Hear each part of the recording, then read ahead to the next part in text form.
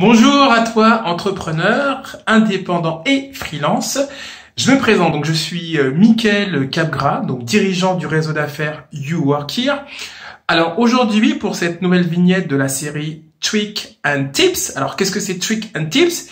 C'est une série de conseils qui portent sur la partie réseautage, donc entretenir son réseau, mais également des conseils sur la partie commerciale ou aussi développement personnel. Bref, un petit kit de survie pour pouvoir développer son activité professionnelle en tant qu'entrepreneur. Donc aujourd'hui, on va voir 3 idées de cadeaux pour ses clients. Je répète, 3 idées cadeaux pour ses clients. Alors, déjà, on va remettre un petit peu le contexte. Moi, souvent, je rencontre des entrepreneurs qui souhaitent développer, entretenir leur réseau professionnel. Donc, c'est ce qu'on pourrait appeler de la prospection passive. L'idée étant que son réseau, ses contacts, puissent, de temps en temps, penser à eux de manière agréable quand ils entendent parler d'une affaire qui pourrait être intéressante pour eux. Donc, en gros, moi, je suis photographe, que j'ai mes amis, mes clients, mes partenaires et autres, puissent penser à moi quand ils entendent parler de quelqu'un qui aura besoin de photos professionnelles. Voilà. Donc ça, c'est l'idée de faire entretenir son réseau.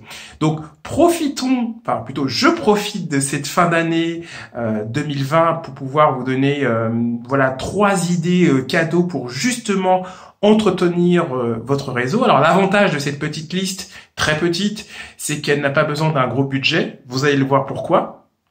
Et ensuite, je vais quand même donner quelques prérequis par rapport à cette liste. Alors, si vous souhaitez en savoir plus, parce que moi je vais en donner que 3 idées de cadeaux, mais si vous souhaitez en savoir plus, vous avez un article dédié sur cette question. Maintenant, pour ceux qui suivent déjà cette série, vous avez déjà l'habitude. Vous avez un lien en commentaire dans la description de cette vignette, de cette vidéo. Donc je répète, vous avez un lien, qui vous emmène vers un article détaillé sur cette question de quoi offrir à ses clients.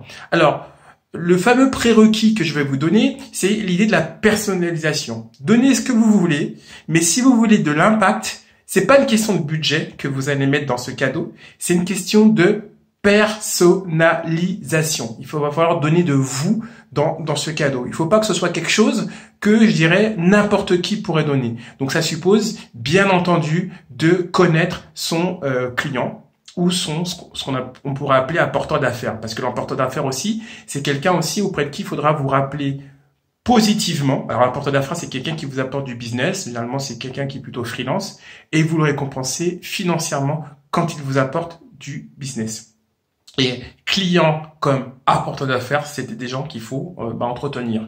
Alors, vous prenez, si vous êtes sur un business que je dirais transactionnel, donc le montant n'est pas le même en fonction de votre de l'affaire que vous signez avec votre client, vous prenez les 5 meilleurs clients de cette année ou les 10 meilleurs, ça dépend de votre budget et de votre business, et c'est à eux prioritairement que vous ferez donc votre cadeau. Mais cette idée, encore une fois, ce soit personnalisé et qui soit unique, si possible. Ensuite, comme deuxième point, ce qui va paraître un petit peu du bon sens, c'est qu'il faut que le cadeau, le montant du cadeau soit adapté au chiffre d'affaires que votre client vous a apporté. Si le client, ça a été, j'ai une bêtise, 300 € pour cette année, n'allez pas lui donner un cadeau à 350 et 400. Et de manière générale, attention, un cadeau au montant très élevé, ça peut quand même gêner certains. Voilà, dans le doute,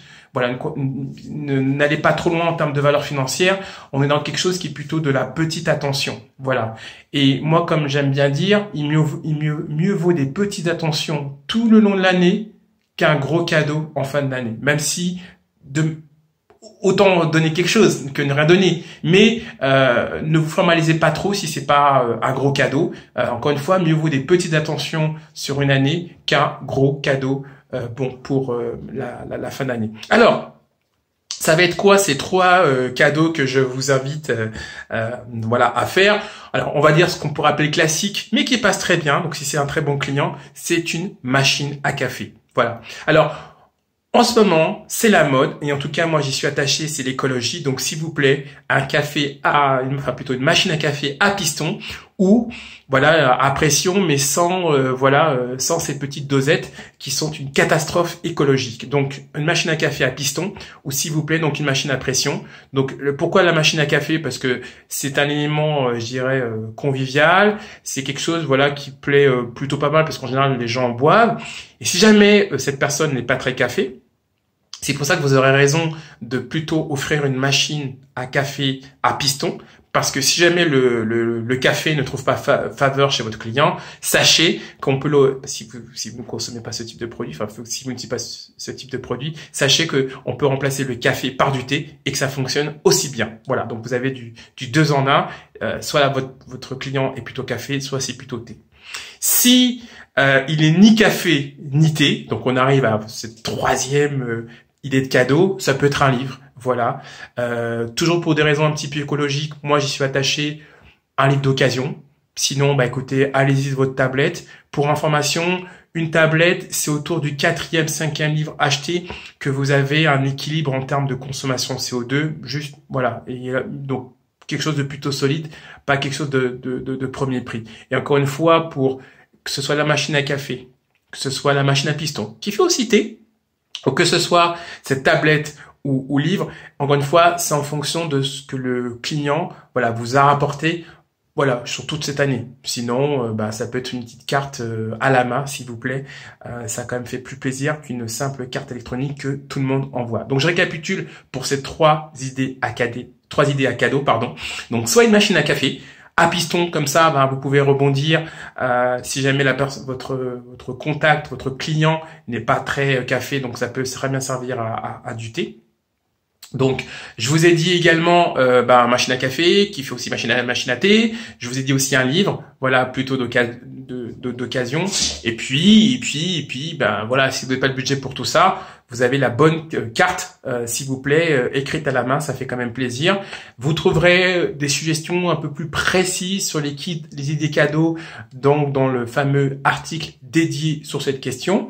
Pour le reste, donc moi, je vous dis à très bientôt pour une nouvelle vignette. Si vous avez d'autres suggestions à faire, faites-le en commentaire, voilà. Et puis moi, je vous retrouve pour une prochaine vidéo, en espérant que voilà tous ces conseils que je vais vous donner pourront vous être utiles. Et puis il ne me reste plus qu'à vous souhaiter, comme d'habitude, donc bon bise et puis bise. À bientôt.